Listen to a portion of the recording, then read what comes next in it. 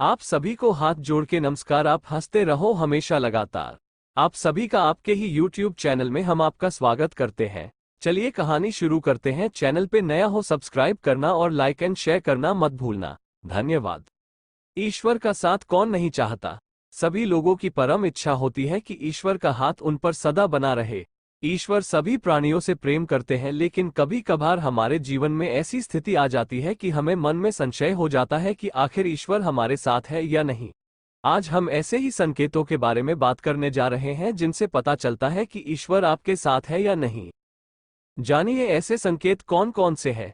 1. आप जो भी करेंगे उसमें विफलता प्राप्त होगी। जी हाँ, यदि ईश्वर आपके साथ है तो आप जो भी काम करने की कोशिश करेंगे आवश्यक रूप से आपको उसमें विफलता प्राप्त होगी।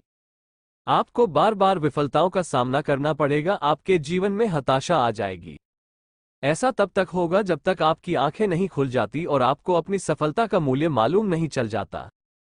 2. आपके जीवन में दुख चरम सीमा पर होगा। आपका जीवन ऐसी मुश्किल घड़ी से गुजरेगा कि आपको लगेगा कि आपसे बड़ा दुखी और कोई नहीं। आपके जीवन में दुख अपनी चरम सीमा पर रहेगा और आपको शायद इसका कोई समाधान भी प्राप्त ना हो। एक के बाद एक आपके जीवन में मुसीबतें हाथ ही जाएगी। 3. आपका अपने ऊपर से विश्वास खत्म हो जाएगा। तीसरा सबसे बड़ा संकेत यह है कि जीवन की मुश्किल घड़ियों से गुजरते हुए आपका स्वयं से विश्वास खत्म हो जाएगा। आपको ऐसा लगने लगेगा कि मेरा जीवन व्यर्थ है और शायद मैं कुछ नहीं कर सकता। आपके जीवन में सफलता के दरवाजे हर तरफ से बंद होने लगेंगे। 4. सभी उम्मीदें खत्म। जब आपके जीवन के सभी दुखों से आपकी उम्मीद खत्म हो जाएगी और आपकी सहायता करने वाला कोई नहीं होगा, तब शुरू होगा आपको ईश्वरीय शक्ति का एहसास।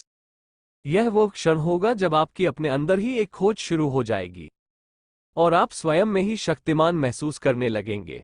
ये जीवन का महत्वपूर्ण क्षण होगा जब आपको स्वयं का ज्ञान होना प्रारंभ हो जाएगा। इस समय में आप स्वयं पर विश्लेषण कर सकते हैं। आप देख पाएंगे कि मेरे जीवन की विफलता के कारण क्या थे। आप ये भी सोच पाएंगे कि सफलता प्राप्त करने के लिए मुझे आगे क्या करना होगा। 5. जीवन चरित्र में बदलाव शुरू। स्वयं की खोज के पश्चात अभी यह समय आपके जीवन में बदलाव का होगा।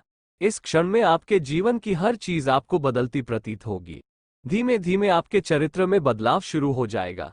इस समय आप हर परिस्थिति से लड़ने के लिए मजबूती से तैयार हो जाएंगे। 6. जीवन में हार जीत का अनुभव समाप्त। जीवन चरित्र में बदलाव के पश्चात अब ये समय होगा जब आपको जीवन में किसी प्रकार की हार जीत का अनुभव नहीं होगा।